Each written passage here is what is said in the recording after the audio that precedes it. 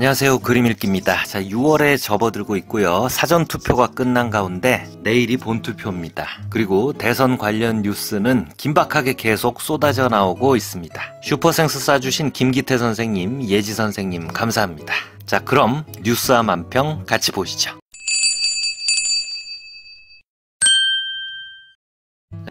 자, 페이스북 백용옥 화백님 만평입니다. 자, 아이들이 앉아서 태극기를 그리고 있습니다. 왼쪽 아이는 일장기를 그리는데 오른쪽 아이가 태극기를 그리니까 선생님이 와서 일본이 우리를 식민 지배해줘서 잘 살게 된 거니까 꼭 일본 국기를 그려라 하고 있네요. 광복절이라고 부르고요. 건국절이라고 불러야 되는데 현재는 그렇게 부르지 않고 있어서 여러분이 주변에 많이 알려주세요.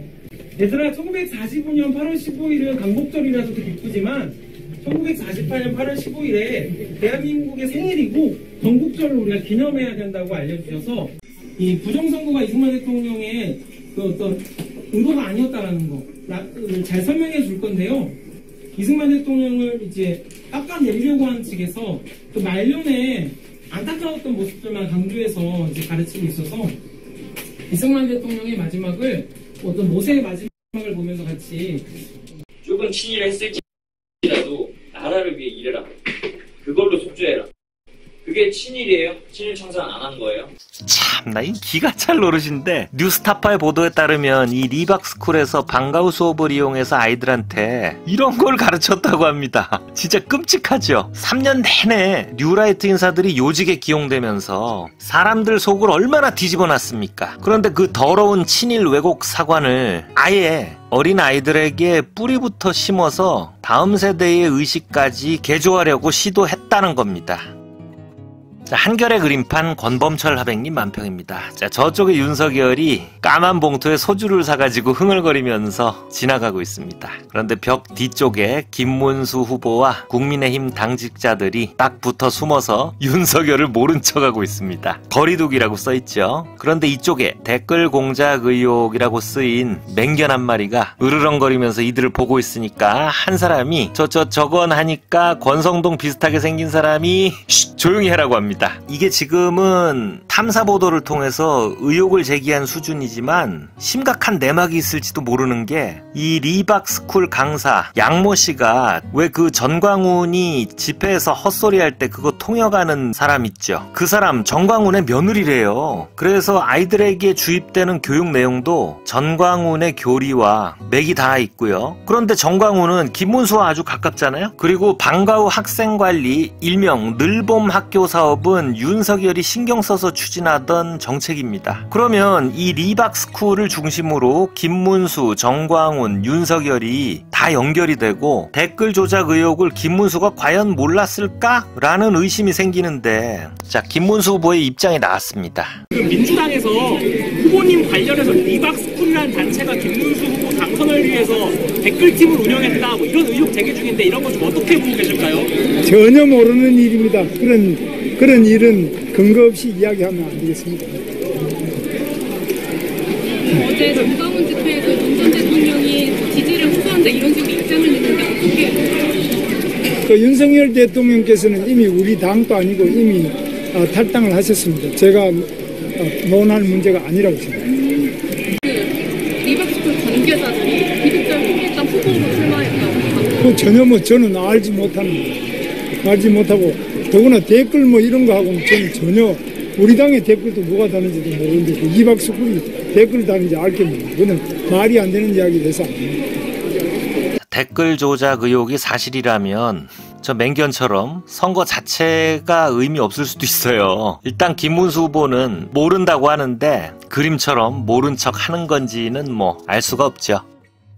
자, 장도리 사이트 박순찬 하백님 만평입니다. 한 무리의 사람들이 투표 용지를 들고 나아가는 김문수를 붙들고 있는 그런 모습입니다. 김문수는 부정선거 우려된다라는 완장을 차고, 근데 말은 투표해야 됩니다, 한 표 찍으러 가세요 라고 부르짖고 있고요. 말리는 사람들의 면면을 보면 왼편 계몽이라고 쓰인 완장을 찬 아주머니와 부정선거 규탄을 외치는 윤석열도 보입니다. 자, 윤석열 계엄의 명분 중에 하나가 부정선거잖아요. 있죠. 그리고 바로 얼마 전 윤석열은 그 부정선거를 다룬 다큐 영화를 직관하면서 부정선거 괴담에 대한 자기 신념을 다시 한번 은근히 드러냈죠. 자, 이쪽 편엔 사전투표 폐지 구호와 김문수 얼굴이 들어있는 피켓을 든 무리가 안 돼요, 문수영이 사전투표를 싫어합니다 라고 외치고 있습니다. 자, 김문수를 지지하는 사람들 상당수는 부정선거를 믿고 사전투표를 의심하고 있고, 거기 호응해서 김문수 후보도 사전투표 폐기 공약까지 냈습니다. 근데 본인은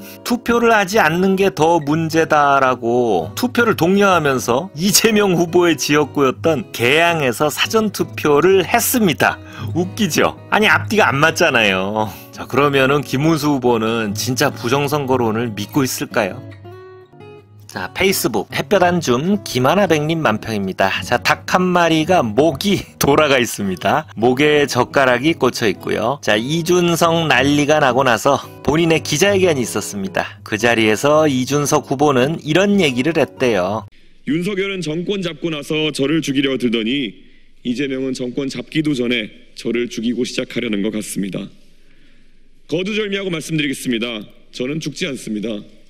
분연히 맞서 싸우겠습니다.